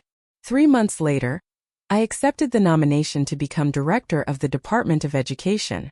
The confirmation hearing was smooth, my record of success speaking for itself. Even Senator Webb, still a member of the committee, voted in favor, acknowledging in his questioning that the framework had exceeded his initial expectations. I was confirmed unanimously, a rare achievement in the polarized political environment. My parents came to Washington for the swearing-in ceremony. It was the first time they'd visited since I'd moved to the city 4 years earlier. My mother looked around the office that would be mine, at the portraits of former education secretaries, at the evidence of the institution I was about to lead, and for the first time in my memory, she seemed genuinely impressed. "This is quite an office, Rachel." "It is. You've done well for yourself. Better than we imagined." It wasn't exactly the apology I might have wanted, but it was acknowledgement. She'd underestimated me, and now she was confronting that reality. I chose to take it as growth however late it came. My father, quieter as always, put his hand on my shoulder. "Your professor would be proud. I wish he could have seen this." "Me too, Dad." The ceremony itself was brief and formal, the vice president administering the oath while my family and close friends watched. When it was done, when I was officially the director of the Department of Education, I felt the weight of it settle on my shoulders. This was real responsibility, the kind that affected millions of students, that shaped the future of American education. But I also felt ready. The years of struggle, of proving myself, of fighting for the framework against opposition and doubt, had prepared me for exactly this. I knew how to navigate resistance, how to build coalitions, how to stay focused on mission when politics tried to distract. Most importantly, I knew that education policy wasn't abstract theory. It was that second grader in Maryland, that classroom in Ohio, that teacher who finally had tools that worked. As long as I kept that at the center of every decision, I'd make choices I could defend. The reception after the ceremony was held at a nearby hotel. Daniel and Amanda were there with their kids, my niece and nephew now old enough to understand that their aunt had just been given an important job. My nephew, aged 10, asked what exactly I'd be in charge of. "I help make decisions about schools," I told him. "About what teachers teach and how they teach it. About making sure every student gets a good education." "That's cool. Are you like the principal of the whole country?" I smiled. "Something like that. My teacher says you made our reading program better. She says more kids are learning to read now because of what you did." Out of everything that had happened that day, that simple statement from a 10-year-old meant the most. Because he was right. More kids were learning to read. The framework was working. The years of effort had produced tangible, measurable improvements in children's lives. Everything else, the titles and recognition and vindication, were secondary to that fundamental success. As the reception wound down, I found a quiet moment near the windows overlooking the city. Jennifer appeared beside me with 2 glasses of champagne. "To the Director of Education," she said, raising her glass. "To the people who believed when it mattered," I countered, touching my glass to hers. "Rachel." Do you remember that night after your parents' Thanksgiving disaster? When you called me from your car crying, convinced that maybe they were right and you'd made a terrible mistake? I remember. Look at where you are now. Look at what you've accomplished. You were never the dreamer they tried to make you believe you were. You were a visionary, and there's a massive difference. I hugged her, grateful beyond words for her friendship, for her unwavering support through all of it. She'd been there for every setback and every victory, celebrating the wins and softening the losses.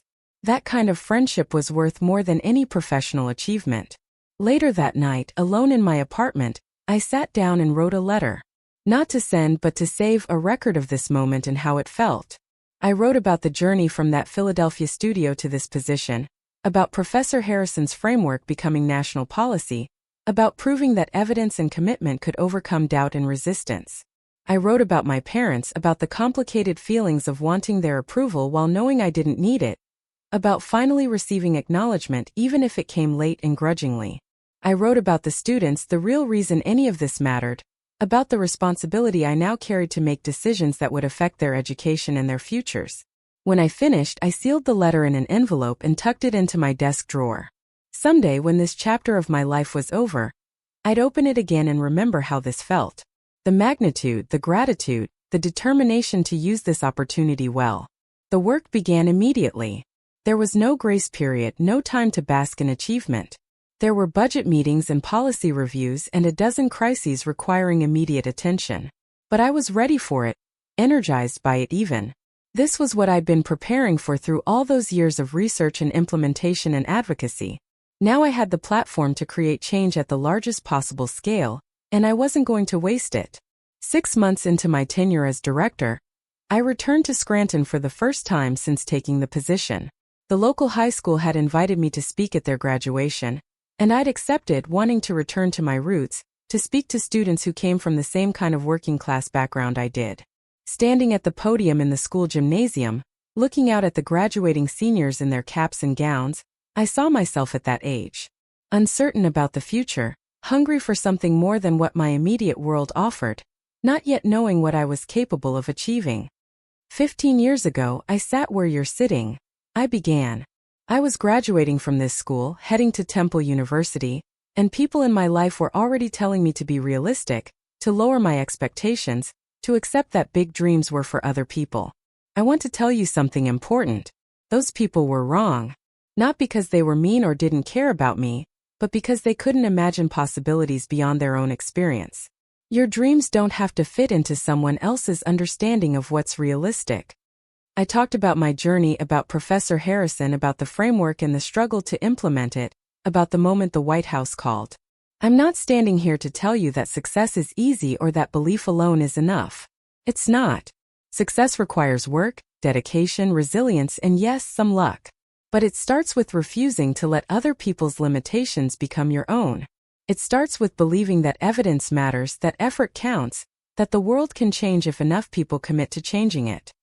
The applause when I finished was enthusiastic, and afterward, several students approached me with questions. A young woman, valedictorian, heading to Penn State in the fall, asked how I dealt with doubt.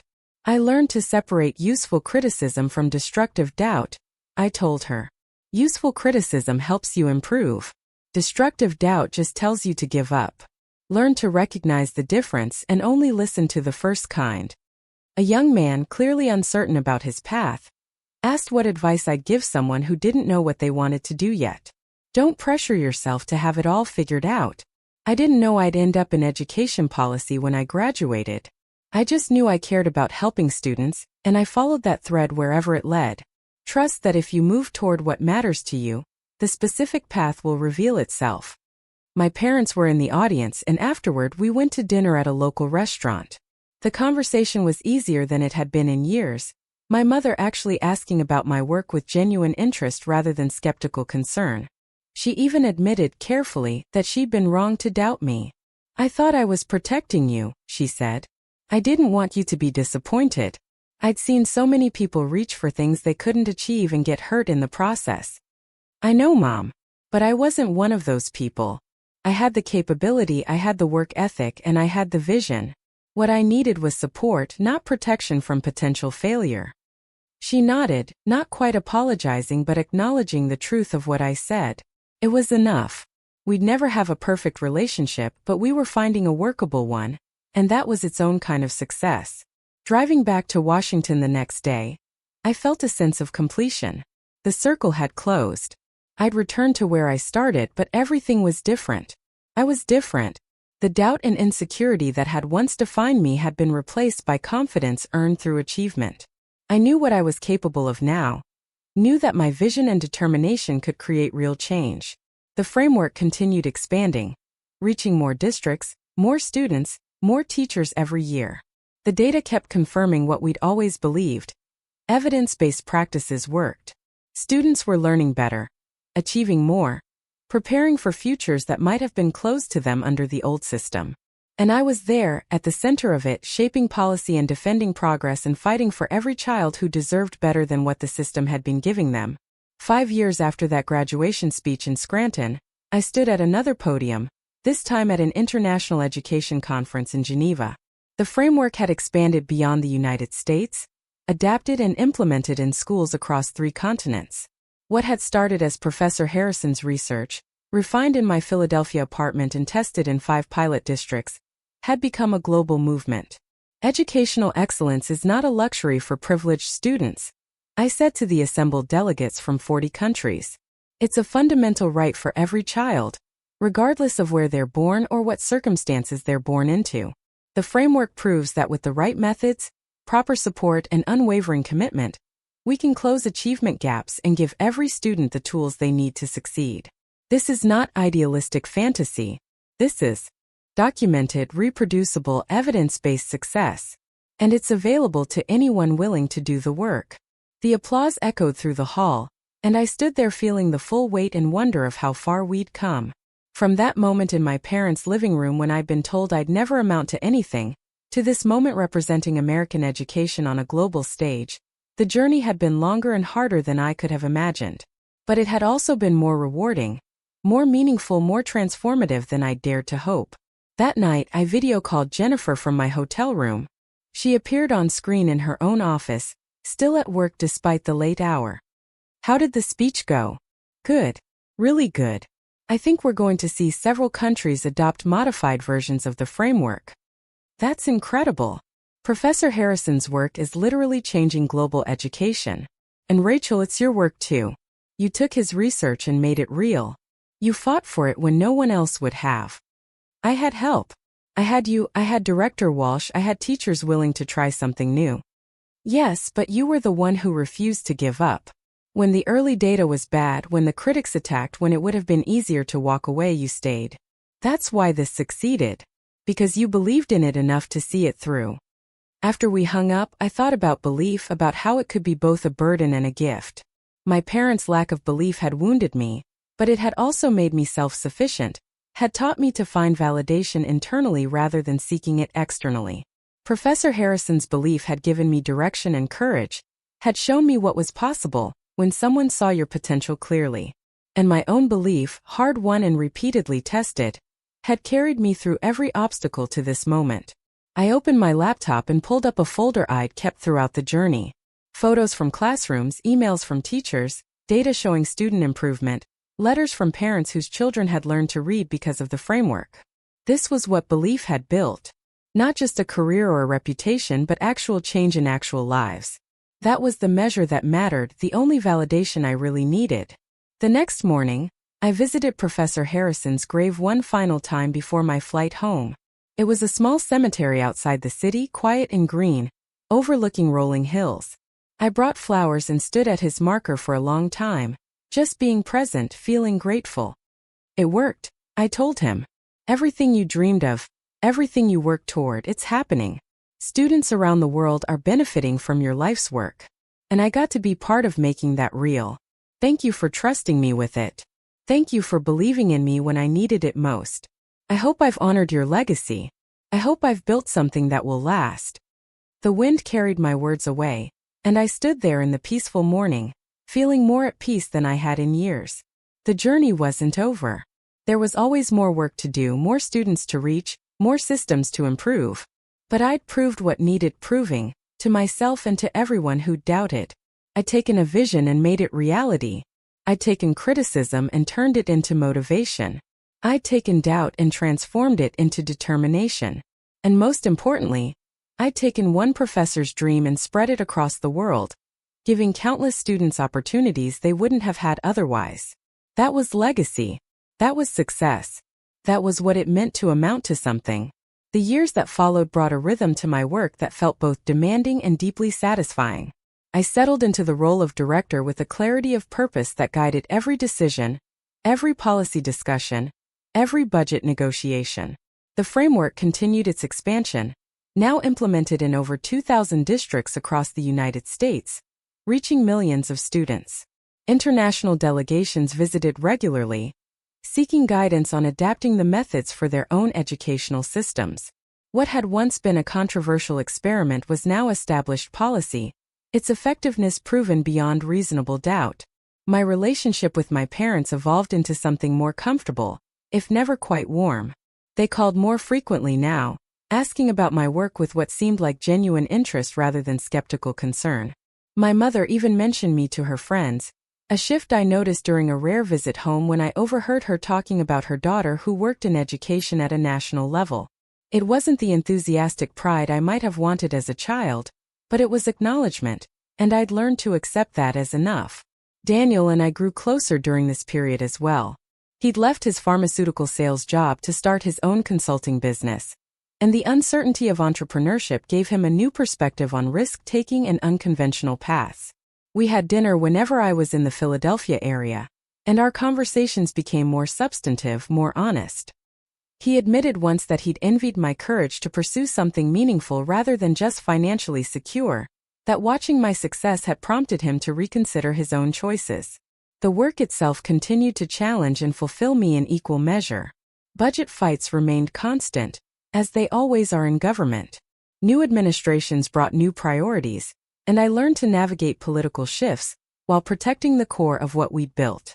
The framework's results made it difficult for anyone to completely dismantle, even when political winds shifted. Evidence had a power that transcended partisan divisions, and we'd accumulated enough evidence to weather most storms. I continued traveling to schools, insisting on maintaining direct contact with the teachers and students the policies affected. It would have been easy to become isolated in Washington, surrounded by policy discussions and political calculations, losing touch with the actual work happening in classrooms. But I'd learned from Professor Harrison that real educational leadership required staying connected to the ground level, understanding implementation challenges firsthand, and listening to the people doing the hardest work. During one visit to an elementary school in rural Kentucky, a third-grade teacher pulled me aside after I'd observed her literacy lesson. She was young, probably in her first few years of teaching, and she looked nervous about speaking to me. "I just wanted to thank you," she said quietly. "I grew up in this district. I was one of those kids who struggled to read, who almost dropped out in high school because I was so far behind. If this framework had existed when I was in school, my whole life might have been different. Now I get to make sure my students don't go through what I did. That means everything to me." I felt tears sting my eyes and had to take a moment before responding. "Thank you for sharing that. And thank you for doing this work. Teachers like you are why the framework succeeds. The policy is just paper until people like you bring it to life in classrooms." That conversation stayed with me for months afterward, a reminder of why persistence through difficulty mattered, why fighting through opposition and doubt served a purpose larger than personal vindication. Jennifer remained my closest friend and most trusted confidant throughout everything.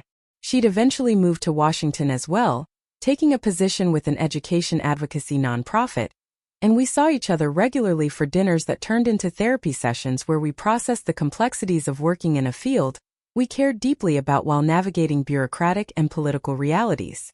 She married during my 5th year as director, and I stood beside her as maid of honor, grateful to celebrate her happiness after she'd supported me through so many challenges.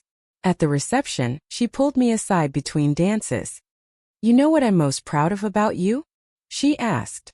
"It's not the awards or the position or any of that external stuff. It's that you stayed yourself through all of it. You didn't let the work harden you or make you cynical. You still care as much as you did when we first met, when you were just a researcher with a vision."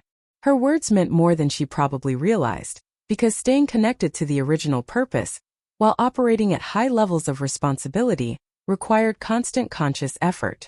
It would have been easy to become someone who cared more about political wins than student outcomes, who measured success in policy victories rather than literacy rates. The administrative machinery could swallow you if you weren't careful, turning you into someone who served the system rather than the mission.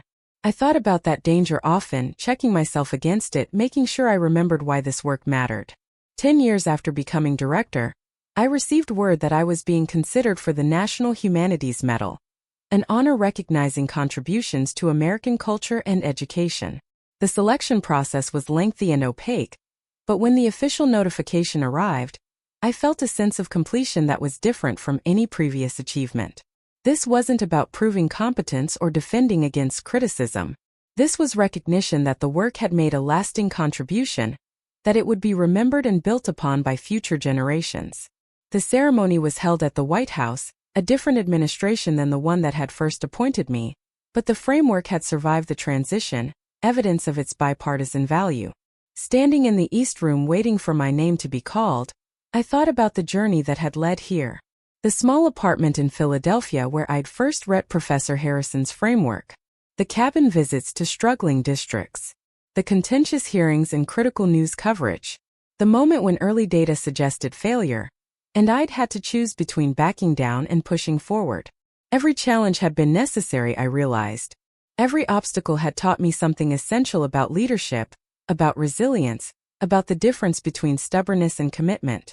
If the path had been easy, if everyone had believed in the framework immediately, I wouldn't have developed the skills needed to protect and expand it through the inevitable difficulties that came later. The president called my name, and I walked forward to receive the medal. The citation read aloud spoke of transforming American education, of evidence-based policymaking, of leadership that prioritized student outcomes above political expediency. It was generous and overwhelming, and I accepted it with gratitude while mentally dedicating it to Professor Harrison, to the teachers implementing the framework daily, to the students whose improved outcomes justified everything. In my brief acceptance remarks, I said what I believed most deeply. This recognition belongs to everyone who believed that education could be better and refused to accept that our children deserved anything less than our most thoughtful, evidence-based efforts. To the teachers who trusted unfamiliar methods because research supported them. To the students who showed us what's possible when we give them proper tools. To the mentor who taught me that vision without evidence is just dreaming, but evidence without vision changes nothing. This medal represents all of you. The reception afterward felt like a reunion of everyone who'd been part of the journey. Former colleagues, district administrators I'd worked with, teachers who'd been early adopters of the framework, all gathered to celebrate not just my recognition but the collective achievement we'd built together. Director Walsh, now retired but still engaged in education advocacy, approached me with tears in her eyes. I knew from that first presentation you gave that you were special, but even I didn't imagine this. You've changed the trajectory of American education. That's not hyperbole. That's measurable fact. I hugged her, grateful for her early faith and continued support. You gave me the platform. You defended the work when it would have been easier to cut losses and move on. None of this happens without you. She shook her head. Leaders create opportunities. You seized the opportunity and built something extraordinary. There's a difference. Later that evening, back in my apartment, I sat with the medal in its presentation box and let myself fully feel the magnitude of what had been accomplished. It wasn't just my achievement. That was crucial to remember. But I had been the catalyst, the persistent force that kept the framework alive through challenges that could have killed it. I'd learned to trust my own judgment while remaining open to correction. I'd learned to fight for what mattered while being flexible about how to achieve it. I'd learned that validation from people who understand your work means everything, while validation from people determined to misunderstand you means nothing. Most importantly, I'd learned that my parents' doubt had said more about their limitations than mine, and that building a life they couldn't imagine didn't make me wrong. It made me someone willing to envision possibilities beyond inherited assumptions. My mother called the next day, having seen news coverage of the ceremony. "That's quite an honor, Rachel. Your father and I watched the video. You looked very professional." Professional. It was such a careful word. chosen to acknowledge achievement without expressing full-throated pride. But I'd stopped needing that from her years ago. Thanks, Mom. It was a wonderful evening. We always knew you were smart. We just worried you were too idealistic for your own good. There it was. Even in congratulation, the echo of old doubts. But I could hear it now for what it was, her attempt to reconcile her previous predictions with current reality. She'd been wrong, and admitting that directly was harder than suggesting she'd always known while simultaneously expressing concern. I let it go. Some battles weren't worth fighting, especially when you'd already won the war that mattered. The framework continued evolving, adapting to new research, incorporating feedback from thousands of implementation sites. What had started as Professor Harrison's vision had become something larger, a living system that improved through use, that grew more effective as more educators contributed insights and refinements. That collaborative evolution was perhaps the most satisfying aspect of the work. It wasn't static policy handed down from above. It was dynamic practice emerging from the intersection of research and real-world application. 5 years after receiving the Humanities Medal, I stepped down as director. 15 years in the position was enough. I'd accomplished what I'd set out to do, and the framework was secure, embedded in educational systems too deeply to be easily uprooted. It was time for new leadership with fresh vision to take the work forward, while I moved into a different role. I accepted a position at Stanford, creating and directing a new center for evidence-based education policy. The work would be different, more research-focused, more concentrated on training the next generation of education leaders. But it felt like a natural progression, a way to multiply impact by developing others who would carry the mission forward in ways I couldn't predict or control. Jennifer helped me pack up my Washington apartment, the two of us surrounded by boxes containing 15 years of accumulated life. Any regrets? She asked, wrapping picture frames in newspaper. About leaving? None. I stayed exactly as long as I should have. Any longer and I'd start repeating myself instead of innovating. I'm going to miss having you in the same city. Stanford's not that far. And you'll visit. We'll make it work. She smiled. We always do. The move to California felt like both an ending and a beginning. I found a small house near campus, nothing fancy but comfortable, with a study where I could work and a garden where I could think. The center opened with funding from multiple foundations, attracted excellent faculty, and immediately drew strong applicants for its graduate programs. Students who wanted to change education the way I had, who believed in evidence and equity and the power of well-designed systems to improve lives. Teaching them felt like paying forward what Professor Harrison had given me. The gift of someone believing in your potential and providing the tools to realize it. On the first day of my seminar on education policy implementation, I stood before 20 graduate students and began with a question. Who here has been told by someone they respect that their educational vision is unrealistic? More than half the hands went up. I smiled. Good. That means you're thinking big enough. If everyone immediately agrees with your ideas, you're probably not proposing anything that will create real change. The question isn't whether you'll face doubt. The question is whether you'll let that doubt stop you or use it as motivation to prove your evidence. I told them about the framework, about the early failures and the criticism and the moment I'd had to choose between giving up and pushing through. I told them about Professor Harrison and the legacy he'd entrusted to me. I told them the truth about how hard the work would be, and how much it would matter. Educational change is slow, I said.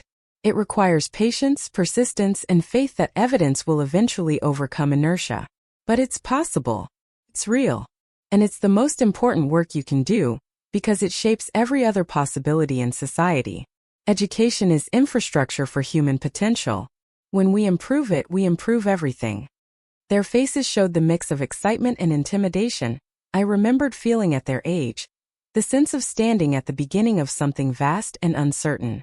I felt honored to guide them, to share what I'd learned, to help them avoid some mistakes while understanding that they'd need to make others to grow.